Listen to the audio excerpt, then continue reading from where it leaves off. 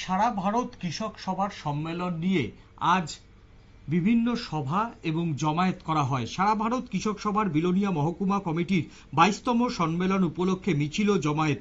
বুধবার সিপিআইএম বিলোনিয়া মহকুমার কার্যালয় থেকে এক মিছিল সংগঠিত করে বাম নেতা কর্মীরা। মিছিলটি শহরের বিভিন্ন পথ পরিক্রমা করে 1 নম্বর টিলায় এসে শেষ হয়। সেখানে হয় সভায় সারা ভারত কৃষক সভার বিলোনিয়া মহকুমা কমিটির সভাপতি নির্মল ভৌমিককে সভার সভাপতি করে শুরু হয় সভার কাজ।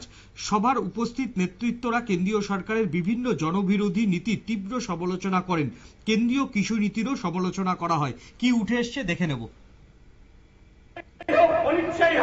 এদের সভাতে এদের মিছিলে যোগদান করলে কাজ পাবে, না হলে পাবে না। কাজ করার পর মজুরি পাবে না।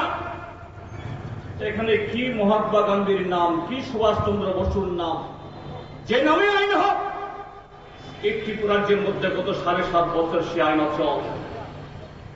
আর এখন স্বয়ং নরেন্দ্র মোদী পার্লামেন্টে এই আইন পেশ করে নতুন আইন করেছেন। এই এনরেগা বদলে জি রামজি। এই আইন তৈরি করার পেছনে দুটি কারণ আছে। একটা কারণ হলো মহাত্মা গান্ধীর নাম যদি উচ্চারিত হয়, তার ছবি যদি ফুটে ওঠে, মহাত্মা গান্ধীকে কে খুন করলো, বাপুর নাম ভুলিয়ে দেওয়ার অভিযোগ করছেন জিতেন্দ্র চৌধুরী। তিনি বলেন, ইচ্ছা করেই মহাত্মা গান্ধীর নাম ভুলিয়ে দেওয়ার চক্রান্ত গোটা দেশ জুড়ে বিজেপি করছে বলে অভিযোগ করলেন তিনি। এখন নিয়ে নেব ছোট্ট একটা বিজ্ঞাপনের বিরতির পর ফিরে আসি অন্য কোনো খবরের সঙ্গে। থাকুন নিউজ ভ্যানগার্ডের পর্দায়।